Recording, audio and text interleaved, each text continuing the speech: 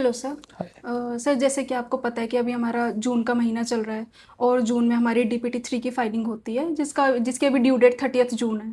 तो आज मैं आपके पास उससे रिलेटेड ही कुछ क्वेश्चंस लेके आई हूँ। So can we start? For sure.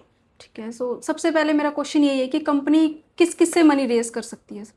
अनु, ये क्वेश्चन ना बहुत प्रोफेशनल मेरे से रेस करते हैं कि एक प्राइवेट कंपनी या एक पब्लिक कंपनी हम चला रहे हैं तो हमारे फंडिंग के सोर्स क्या क्या होएंगे। ये क्वेश्चन बहुत आता है हमारे पास। तो सबसे पहले तो मैं ये बता दूं कि एक कंपनी अपने डायरेक्टर से तो पैसा ले ही सकती है। अब बात ये आती है कि अगर वो प्राइवेट कंपनी है तो वो डायरेक्टर और उसके रिलेटिव से भी ले सकती है, और अगर यही वो एक पब्लिक लिमिटेड कंपनी है तो वो सिर्फ अपने डायरेक्टर से ले सकती है। जब इनिशियली हमारा एक्ट आया था ना, मतलब 13 सितंबर 2023 को ना 98 सेक्शन इफेक्टिव हो गए थे हमारे कंपनीज एक्ट के। उसमें से ये सेक्शन भी हमारा इफेक्टिव हो गया था जिसमें उन्होंने ये क्लैरिफाई कर दिया था कि सिर्फ आप डायरेक्टर से पैसा ले सकते हो। उस टाइम पे जब एक्ट आया था, relative word is not there. जब ये एक्ट हमारा इनेक्ट कमेंस हुआ, रिलेटिव वर्ड लॉ ने ऐड किया 15 सितंबर 2015 को। वो भी उन्होंने सिर्फ प्राइवेट कंपनीज को एग्जम्पशन दी कि प्राइवेट कंपनी अपने डायरेक्टर और उसके रिलेटिव से पैसा ले सकती है।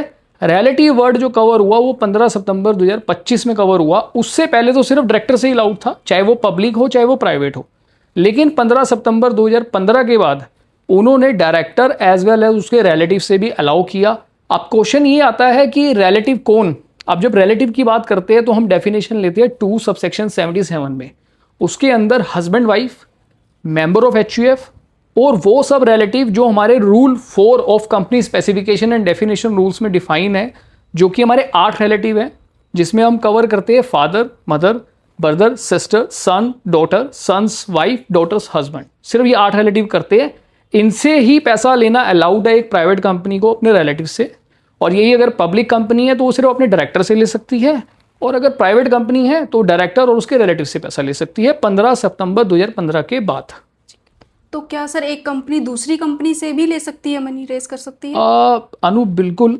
एक प्राइवेट कंपनी दूसरी कंपनी से या एक कंपनी दूसरी कंपनी से पैसा ले सकती है। वो डिपॉजिट की जो डेफिनेशन है, बिकॉज क्या होता है, डिपॉजिट की डेफिनेशन क्या है पहले तो मैं आपको ये बता देता हूँ।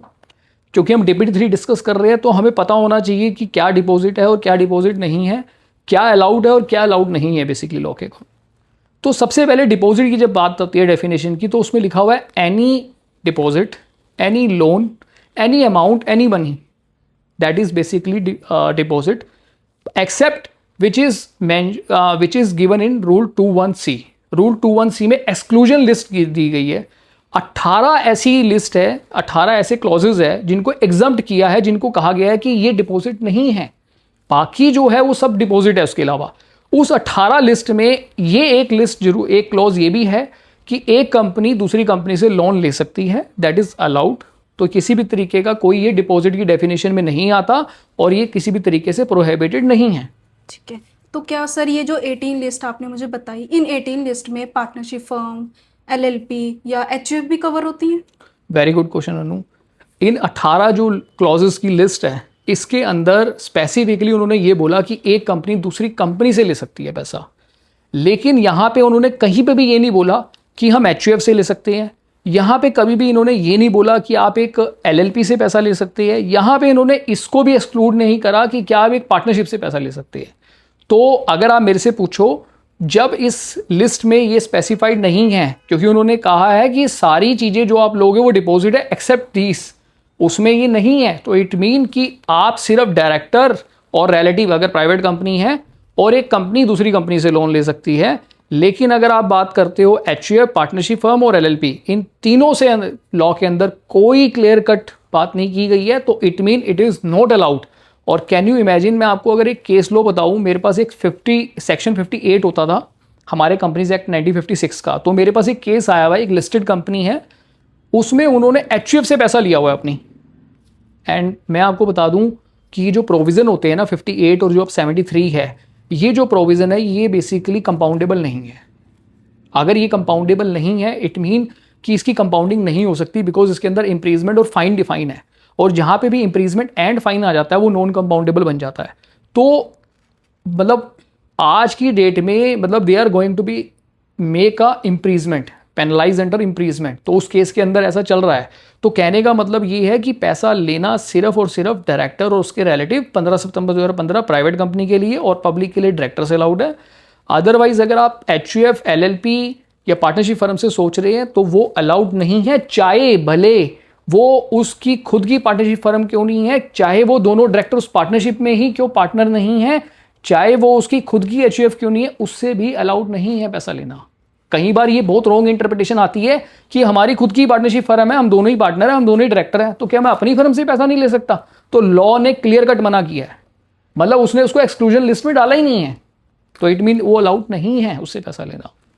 जैसे कि आपने बताया कि मेनली कंपनी जो होती है वो डायरेक्टर या फिर रिलेटिव से ले सकती है, तो क्या अगर कोई पर्सन है वो ना डायरेक्टर है ना रिलेटिव हो, वो मेंबर है कंपनी में, तो क्या मेंबर से नहीं ले सकते हम?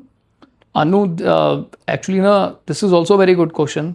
आपका जो कहने का मतलब है, आप ये कह रहे हो क्या मैं किसी को शेयर होल्डर बना के उससे पैसा ले लूँ? आपका क्वेश्चन ही है इन शॉर्ट।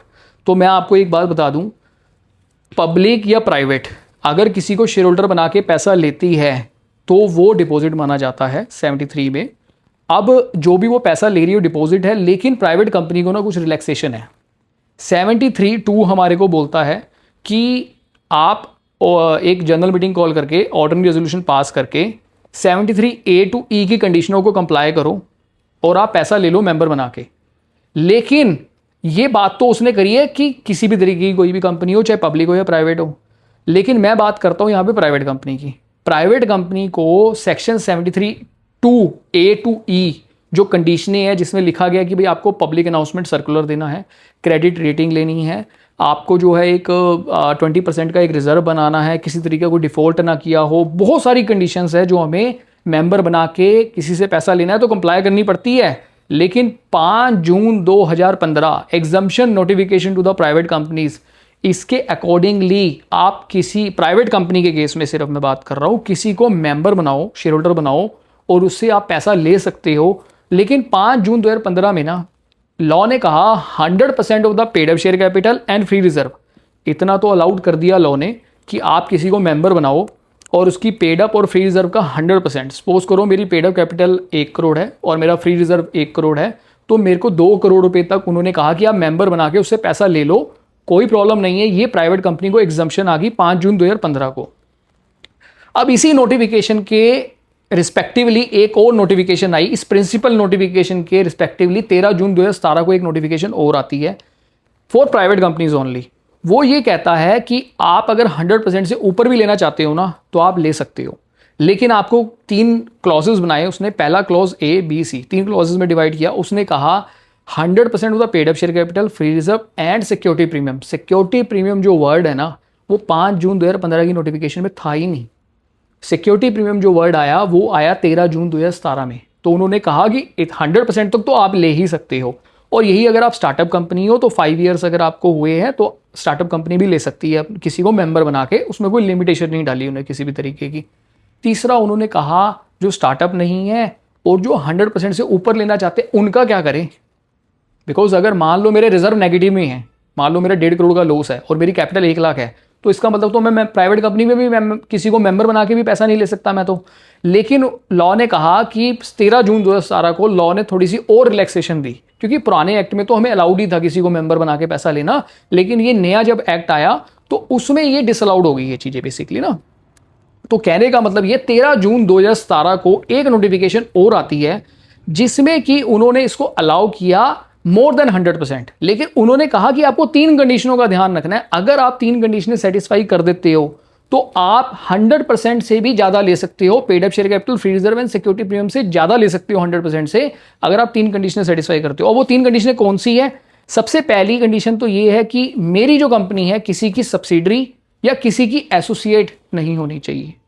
दूसरी कंडीशन मेरी ये है कि मेरी जो बोरोइंग है from banks, from financial institution and body corporate, यहां पे ना ये चीज बहुत ज्यादा ध्यान रखने वाली बात है कि लोग क्या करते हैं जब बात करते हैं ना कि जो मेरी बोरोइंग्स है जो बैंक से या फाइनेंशियल इंस्टीट्यूशन से या बॉडी कॉर्पोरेट से, वो twice of my paid up share capital and 50 crore which ever is lower, अगर इससे ज्यादा है तो भी मैं जो है मैं नहीं ले पाऊंगा डिपॉजिट, मतलब मेंबर बना के किसी से पैसा नहीं ले पाऊंगा, मेरे पास 100% वाली कंडीशन आ जाएगी। अगर मुझे 100 से ज़्यादा लेना है तो मुझे 3 कंडीशनें देखनी है कि सबसे पहली कंडीशन कौन सी आई कि मैं किसी की सब्सिडरी एसोसिएट नहीं होनी चाहिए।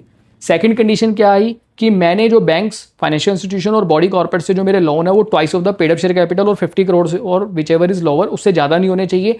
तीसरी जो मेरी कंडीशन इसमें ये आती है कि मैंने किसी भी तरीके को डिफॉल्ट ना किया हो किसी भी तरीके की रीपेमेंट का। अगर मैं ये 3 कंडीशनें सेटिस्फाई करता हूं ना तो आप किसी को मेंबर बना के उससे कितनी भी अमाउंट का लोन ले सकते हो। लेकिन बात इसमें जो ध्यान रखने वाली वो ये है कि लोग ना बैंक और फाइनेंशियल इंस्टीट्यूशन को तो कवर कर लेते हैं, लेकिन जो लोग भूल जाते हैं वो ये भूल जाते हैं बॉडी कॉर्पोरेट को। मतलब अगर बॉडी कॉर्पोरेट में क्या आ जाता है, बॉडी कॉर्पोरेट में किसी कंपनी से अगर लोन लिया हुआ है तो वो भी काउंट होगा इस लिमिट में। मैं आपको एक एग्जांपल के साथ समझाता हूँ। जैसे कि मान लो मेरी जो बोरोइंग्स है वो बैंक से और फाइनेंशियल इंस्टीट्यूशन से और बॉडी कॉर्पोरेट से ऑल टुगेदर अगर मेरी अगर कैपिटल 1 लाख है और अगर मेरे 2 लाख रुपए से ऊपर के लोन हैं तो मैं 100% ले सकता हूँ। अगर 100 से ऊपर लेना है तो मुझे 3 कंडीशन चेक करनी पड़ेगी। बेसिकली लॉ का इंटेंट क्लियर है कि भाई आप बैंक से पैसा लेके, बैंक से तो आपने लिया हुआ पैसा बहुत ज़्यादा और आप मेंबर बना के और बोरो कर रहे हो, पैसा और ले रहे हो मार्केट से, तो लॉ के इंटेंट क्लियर है कि भाई अगर आप ऑलरेडी बैंक की बोरोइंग्स नहीं है आपके ऊपर, जो कि आपकी पेड अप कैपिटल के ट्वाइस से ऊपर नहीं जा रही है, तो आप किसी को भी मेंबर बनाओ और उससे जितना भी पैसा ले लो। लेकिन अगर आपका ऑलरेडी बैंक से लोन चल रहा है और वो twice of the paid up share capital से ज़्यादा है तो आप 100% तक ही अलाउड है हमें पैसा लेना। ठीक है। तो हम मेंबर्स के बोरोइंग्स को हम किस मतलब कहाँ पे कैटेगराइज करेंगे DPT3 में? अनु बेसिकली आप ये पूछ रहे हो कि अगर मैंने मेंबर या शेयर होल्डर से पैसा लिया तो मैं उसको DPT3 में कहाँ डालूंगा? क्योंकि DPT3 में तो हमारे पास 4 ऑप्शन आते हैं। एक तो ये आता है कि वो आता है रिटर्न ऑफ डिपॉजिट, एक आता है कि return of deposit which is not consider under rule 21C is not deposit, and third condition आती है return of deposit and the money which is not consider as deposit under rule 21C, and fourth आती है one time return, जो कि 2019 में जब ये law आया था, जब ये रिटर्न्स DPT3 आया था, बेसिकली प्रोविजन आया था, तो उस टाइम के लिए है वन टाइम रिटर्न। अब आपका क्वेश्चन आता है कि मेंबर और शेयर होल्डर से जो पैसा लिया उसको कहाँ शो करे, बिकॉज क्योंकि DPT3 में 18 एक्सक्लूजन लिस्ट तो दी हुई है कि जो कंसीडर, बिकॉज क्या होता है DPT3 हमें, पहले मैं आपको ये बता दूं DPT3 क्या है। DPT3 जो है बेसिकली हमें फाइल करना पड़ता है for any kind of loan, for any kind of deposit, for any kind of advance, for 18 exclusion list है, चाहे वो डिपॉजिट है, चाहे वो नॉन डिपॉजिट है, चाहे वो लोन है, चाहे वो एडवांस है। इन सब के लिए DPT3 फाइल करना मैंडेटरी है और उसकी लास्ट डेट है 30 जून 2000, जो भी हमारा ईयर चल रहा है, फाइनेंशियल ईयर क्लोज होने के, जो भी हमारा फाइनेंशियल ईयर क्लोज करने के बाद हम 30 जून को फाइल करते हैं उसको। जैसे अब हमारी फिलहाल 2026 चल रहा है तो हमारी जो ड्यू डेट है वो 30 जून 2026 है हमारी DPT3 फाइल करने की। अब आपका क्वेश्चन यहाँ पर ये आ रहा है कि क्या मैं इसको कहाँ शो करे, बिकॉज क्योंकि ये तो एग्जाम्प्ट हो गया। आपने कहा प्राइवेट कंपनी को एग्जाम्प्ट है पैसा लेना किसी से मेंबर बना के। मैंने ये बोला कि जो भी पैसा मेंबर बना के प्राइवेट कंपनी लेगी वो डिपॉजिट तो होगा, बट वो एग्जम्प्टेड होगा कि उसको कंडीशनें सेटिस्फाई करने की जरूरत नहीं है। OR पास करे मीटिंग में और आप किसी को मेंबर बना के उससे पैसा ले लो, कंडीशनें सेटिस्फाई करने की जरूरत नहीं है 73A2E। बट मैंने ये बोला कि वो डिपॉजिट है, एग्जम्प्टेड है, तो आप इसकी रिटर्न जब भी फाइल करोगे तो आपने जो क्लिक करना है, इसको क्लिक करना है रिटर्न ऑफ डिपॉजिट। और जैसे ही आप रिटर्न ऑफ डिपॉजिट क्लिक करते हो ना, DPT3 के अंदर नेटवर्थ का ऑप्शन अनेबल हो जाएगा। आपको लिस्ट ऑफ डिपॉजिट होल्डर लगानी पड़ेगी, उसमें डिपॉजिट की डिटेल डालनी पड़ेगी, ओपनिंग कितना था, मैच्योर्ड कितना हुआ, रिडीम कितना हुआ और क्लोजिंग बैलेंस मेरा डिपॉजिट का कितना है। सबसे ज़्यादा इसमें ध्यान रखने वाली बात यह है कि इसमें ऑडिटर का सर्टिफिकेट भी लगेगा, लिस्ट ऑफ डिपॉजिट होल्डर भी लगेगी, CA की सर्टिफिकेशन भी जाएगी DPT3 फाइल करते समय। बट इसमें घबराने की बात नहीं है कि ये कि भाई हमने कोई नॉन कंप्लायंस कर दिया। लॉ ही हमें कह रहा है कि आप किसी को मेंबर बनाओ और उससे पैसा लो only for private companies. I am again why stress upon this, basically क्योंकि कहीं ऐसा ना हो लोग इसको मिस इंटरप्रिटेट ना कर जाए कि पब्लिक कंपनीज को भी अलाउड है। प्राइवेट कंपनी किसी को मेंबर बना के पैसा लेना चाहती है, ले सकती है। वो डिपॉजिट तो है बट वो एग्जम्प्टेड डिपॉजिट है, कंडीशनों को सेटिस्फाई करने की जरूरत नहीं है 73A2E में। और अपना वो DPT3 फाइल करे, रिटर्न ऑफ डिपॉजिट सेलेक्ट करे, नेटवर्थ का ऑप्शन अनेबल होगा, नेटवर्थ डाले, जो भी लास्ट लेटेस्ट जो भी हमारे पास ऑडिटेड बैलेंस शीट है उसके accordingly list of deposit holder लगाए, ऑडिटर का सर्टिफिकेट लगाना पड़ेगा, एज वेल एज उसकी सीए की सर्टिफिकेशन जाएगी। और एक चीज़ का ध्यान और रखना है, DPT3 वैसे तो एसटीपी है, लेकिन इस पर्टिकुलर केस में रिटर्न ऑफ डिपॉजिट जब हम भरेंगे, जब भी फाइल करेंगे, वो नॉन एसटीपी हो जाएगा। मीन आरओसी इसको अप्रूव करेगा, पर्टिकुलरली इसको चेक करके। तो घबराने की बात नहीं है, आरओसी अगर चेक करके अप्रूव कर रहा है, it mean it is allowed. इससे ही कैटेगरी से रिलेटेड मेरा एक क्वेश्चन था, जैसे कि आपने कहा कि मेंबर्स की अगर हमारे पास कैटेगरी नहीं है तो हम रिटर्न ऑफ डिपॉजिट क्लिक करके डिटेल्स फिल करेंगे। ऐसे ही सर हमारे पास एनबीएफसी और जो पब्लिक फाइनेंशियल इंस्टीट्यूशंस होती है उनकी भी स्पेसिफिक कैटेगरी नहीं है, तो क्या उस केस में भी हमें रिटर्न ऑफ डिपॉजिट पर ही फाइल करनी है जाके डिटेल्स? नहीं अनु, पहली बात तो जो भी बैंक का, चाहे वो बैंक हो, चाहे वो पब्लिक फाइनेंशियल इंस्टीट्यूशन हो, चाहे वो एनबीएफसी हो, पहली बात तो ये जो लोन देते हैं ये सिक्योर्ड लोन देते हैं, इस पर हमारा चार्ज क्रिएट होता है। तो ये जो सिक्योर्ड लोन होता है, पहली बात तो ये 21C की एक्सक्लूजन लिस्ट में है। 21C में स्पेसिफिकली बोला गया है अगर बैंक का कोई लोन है या फिर वो एनबीएफसी हो या पब्लिक फाइनेंशियल इंस्टीट्यूशन हो, किसी भी तरीके का सिक्योर्ड कोई भी लोन है, वो हमारा डिपॉजिट नहीं होता। अब आपका क्वेश्चन ये आता है, बैंक का लोन की कैटेगरी तो है वहां पे, बैंकिंग कंपनी में डाल के आप भर दो। क्वेश्चन ये आता है एनबीएफसी वाले को कहां भरे? तो एनबीएफसी वाले को जब भी आपने DPT3 में फाइल करना है, उसकी कैटेगराइजेशन करनी है, a loan receive from one company to other company. लोग क्या करती है, इसको ना बैंकिंग में डाल देते हैं। पहली बात तो एनबीएफसी का मतलब क्या है, नॉन बैंकिंग फाइनेंस कंपनी। जब उसका नाम ही नॉन बैंकिंग फाइनेंस कंपनी है तो उसको बैंक में कैसे डालोगे, या उसको शेड्यूल बैंक में कैसे डालोगे? मतलब इसकी जो कैटेगराइजेशन है लोग मिस इंटरप्रिटेट करते हैं, गलत हेड में डालते हैं। मेक श्योर जब भी एनबीएफसी से पैसा लेंगे, पब्लिक फाइनेंशियल इंस्टीट्यूशन से पैसा लेंगे, वो हम लोन डालेंगे loan receive by one company to other company, तो आपने उस कैटेगरी में डालना है इसको। और एक सर मेरा क्वेश्चन था, जैसे कि अभी ऑडिट में टाइम है, स्टैट्यूटरी ऑडिट में टाइम है, और क्या जो हमारी फिगर्स होती हैं वो डिफ़र कर सकती हैं ऑडिटेड फाइनेंशियल स्टेटमेंट से? नहीं, बिल्कुल भी नहीं। ये भी एक बहुत बड़ी मिसकंसेप्शन है, प्रोफेशनल बहुत गलती करते हैं। वो क्या करते हैं जी, 30 जून है, अभी तो हमारा ऑडिट नहीं हुआ, हमारी फिगर्स फाइनल नहीं है, तो हम तो प्रोविजनल के बेस पे फाइल कर देते हैं। तो पहली बात मैं आपको क्लियर कर दूं, जो भी DPT3 के अंदर फिगर्स जाएगी that should be the audited figures. आपका डाटा मिसमैच नहीं होना चाहिए जो आप आरओसी की फाइलिंग करोगे उसके साथ। अगर उसमें आपने किसी भी तरीके का उसको डायरेक्टर या रिलेटिव में डाला है तो आप उसको उठा के किसी और हेड में नहीं डाल सकते उसके बाद।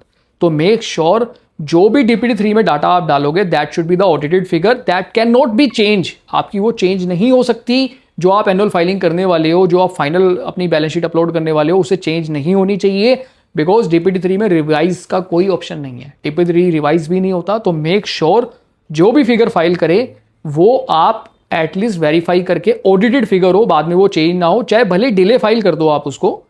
अगर आपको ऐसा लग रहा है कि मेरी बैलेंस शीट फाइनल नहीं हुई है तो लॉ ने प्रोविजन दिया, आप लेट फीस के साथ उसको डिले करके फाइल कर दो, लेकिन एटलीस्ट जो भी फिगर फाइल करो that should be match with your audited balance sheet. और अगर कंपनी में कोई बोरिंग्स नहीं है, ना ही बैंक से ना ही अनसिक्योर्ड, तो क्या हमें तब भी DPT3 मैंडेटरी है? नहीं, अगर आपका किसी भी तरीके का ना तो बैंक का लोन है, ना सिक्योर्ड ना अनसिक्योर्ड, ना शेयर होल्डर से पैसा लिया, ना एडवांस लिया, किसी भी तरीके की कोई लाइबिलिटी नहीं है, तो मैं आपको क्लियरिफाई कर देना चाहता हूँ, नील का DPT3 फाइल नहीं होता।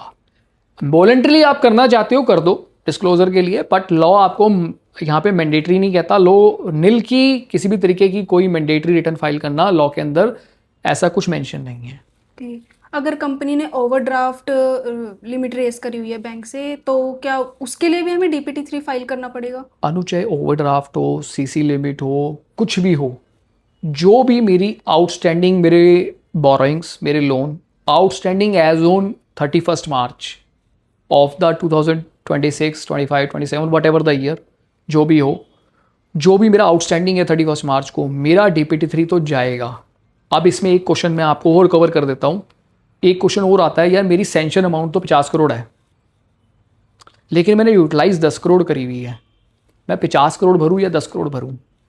ये भी बहुत आता है क्वेश्चन प्रोफेशनल का। तो मैं आपको ये क्लैरिफाई कर देना चाहता हूँ, लॉ ने क्लियर बोला है आउटस्टैंडिंग एज ऑन 31 मार्च। अब सैंक्शन 50 करोड़ है, 100 करोड़ है, इट डजेंट मैटर भाई मैंने उसमें यूटिलाइज कितनी करी हुई है, मैंने उसमें कितनी बोरोइंग्स यूटिलाइज करी हुई है, कितना मेरा आउटस्टैंडिंग बैलेंस है, मैंने सिर्फ उसके लिए भरना है। मेरी 50 करोड़ की सैंक्शन है, मैंने 10 करोड़ यूटिलाइज करे, 10 करोड़ बोरो करे, मैं सिर्फ 10 करोड़ की अमाउंट डालूंगा उसके अंदर। ठीक है। तो हमें जैसे हमने 10 करोड़ हमारे आउटस्टैंडिंग है, तो इससे रिलेटेड मेरा एक क्वेश्चन था कि क्या हमें प्रिंसिपल अमाउंट ही कवर करनी है डीपीटी 3 में, या फिर हमें इंटरेस्ट भी मेंशन करना होता है? अनु, मैं बार बार एक ही चीज़ पे स्ट्रेस अपॉन कर रहा हूँ वर्ड पे, दैट इज़ आउटस्टैंडिंग।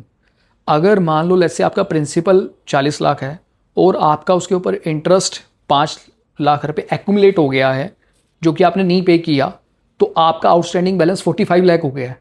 तो मेरी जो आउटस्टैंडिंग है ना, वो चाहे प्रिंसिपल प्लस इंटरेस्ट, मेरा आउटस्टैंडिंग बैलेंस एज ऑन 31 मार्च जो भी मेरी आउटस्टैंडिंग है, मैं पूरी 45 भरूंगा उसके अंदर। दैट डजेंट मैटर कि मेरा 40 लाख का लोन 40 लाख का था, अगर उस पर कोई इंटरेस्ट एक्यूमुलेट हुआ है तो वो भी उसके साथ प्लस होके मेरी आउटस्टैंडिंग अमाउंट 45 लाख जाएगी, उसके अंदर टोटल अमाउंट जाएगी, principal as well as interest, whatever the outstanding amount as on 31 March. एक सर मैंने देखा है कि डीपीटी 3 में हमारा एक एजिंग का कॉलम होता है कि amount outstanding for less than 1 year, amount outstanding for 1 to 3 year and more than 3 year, तो उसका बिल्कुल। क्या मतलब है सर? बेसिकली ना अनु, V3 में जब ये फॉर्म आया ना, V3 में जैसे ये फॉर्म आया DP3, V3 से पहले अगर मैं बात करूँ तो उसमें एजिंग नहीं थी, लेकिन V3 के बाद ना मिनिस्ट्री ने इसको एजिंग में डिवाइड कर दिया। इसका डिवाइड करने का ना पर्पस भी है। अब पर्पस क्या है कि लोग क्या करते हैं, पैसा ले लेते हैं लोगों से, उसके बाद इसको एडवांस ट्रीट कर देते हैं अगेंस्ट गुड्स एंड सर्विसेज, या किसी भी तरीके को एडवांस में डिवाइड कर देते हैं। अब ये ना डिपॉजिट का रूल 21C का क्लोज 12 है, if I am not wrong, मैं श्योर नहीं हूँ, बट क्लोज 12 ही होगा या कुछ भी हो सकता है, उसके आगे पीछे ही होगा। उसमें ना 5 से 6 कैटेगरी डिवाइड करी है एडवांस को लेके, कि भाई एडवांस वो अगर कैपिटल गुड्स का है, एडवांस अगर वो मेरा किसी प्रॉपर्टी के अगेंस्ट है, एडवांस मेरा किसी गुड्स एंड सर्विस के अगेंस्ट है, एडवांस मेरी कोई AMC है, कोई वारंटी है, उन्होंने कैटेगराइज करी है 5-6 उसमें। अब लोग क्या करते हैं, उसका बेनिफिट उठाते हैं, उसकी इंटरप्रिटेशन लेते हैं कि भाई पैसा आया, चलो उठा के इसको advance against goods and service डाल दो। तो ये जो मिनिस्ट्री ने एजिंग करी ना, V3 से पहले तो नहीं था DP3 में, V3 के बाद मिनिस्ट्री ने एजिंग कर दी। मिनिस्ट्री ने कहा भाई अब हमें बताओ, डाटा दो कि भाई आपके लेस देन 1 ईयर वाले कौन से हैं, 1 to 3 ईयर वाले कौन से हैं, और मोर देन 3 ईयर वाले कौन से हैं। अब इससे क्या हो रहा है, इससे क्या हो रहा है कि जैसे आप एजिंग डिवाइड करते हो ना, आपका कोई एडवांस मान लो लेट्स से 2025 का खड़ा है या 2024 का खड़ा है, वो 1 to 3 ईयर की कैटेगरी में जाएगा 26 में। जैसे ही आप उसको 1 to 3 की कैटेगरी में डालोगे ना, तो वो आपका एडवांस रिफ्लेक्ट कर रहा है कि आपका वो एडवांस मोर देन 365 डेज है, बिकॉज लॉ ने कहा एडवांस ले लो गुड्स एंड सर्विसेज के अगेंस्ट, बट वो आपको 365 डेज तक अलाउड है। उसके बाद वो डिपॉजिट मान लिया जाएगा, बिकॉज आपको 15 दिन के अंदर, जैसे ही वो मेरा 365 डेज खत्म होते हैं, मेरे को 15 दिन के अंदर उसको रिटर्न करना है। अगर मैं नहीं करता तो वो डिपॉजिट है, लॉ कहता है। तो जैसे ही आप ये समझ लो कि ये कैटेगराइजेशन, ये एजिंग का जो पर्पज है ना गवर्नमेंट का, ये पता लगाने का है मिनिस्ट्री का कि आपने कौन सा ऐसा एडवांस है जो आपका 1 ईयर से नीचे है, और कौन सा ऐसा एडवांस जो 1 to 3 ईयर है, कौन सा ऐसा एडवांस है जो 3 ईयर से ज़्यादा है, ताकि मिनिस्ट्री के पास ये पर्टिकुलर डाटा जा सके और वो पकड़ सके कि जो अमाउंट आप एज एडवांस दिखा रहे हो इतने टाइम से, क्या वो एक्चुअल में advance against goods and service है भी या नहीं, या उसकी बेसिकली उसके बिहाइंड आप लोगों से पैसा ले रहे हो डिपॉजिट, और वो डाल आप एडवांस रहे हो। तो this is a very good move by the ministry कि उन्होंने कैटेगराइज कर दिया 1 year, 1 to 3 year and more than 3 year. This is basically the purpose only. ठीक है, ऐसे ही हमारे पास सर DPT 3 में कैटेगरी होती है एनी अदर एडजस्टमेंट, तो हमें वहाँ पे ऐसी कौन सी मतलब डिटेल्स फिल करनी है? अनु, DP3 में ना एनी अदर एडजस्टमेंट एक तो होता है कि आपने एडिशन क्या किया, डिलीशन, रीपे क्या किया, फिर आखिरी में आपका बैलेंस निकल के आता है DP3 में, उसके बाद फिर एजिंग आती है, उसके बीच में एक कॉलम आता है एनी अदर एडजस्टमेंट का। एनी अदर एडजस्टमेंट में बेसिकली क्या कवर करते हैं, लेट्स से आपका कोई मर्जर हो गया या डिमर्जर हो गया, या मान लो कोई वेवर हो गया किसी तरीके का।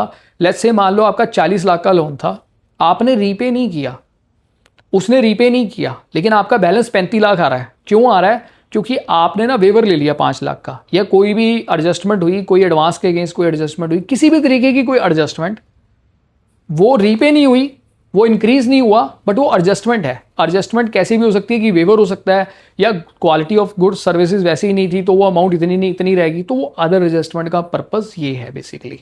Okay, thank you so much sir for clarifying all the questions. Thank you.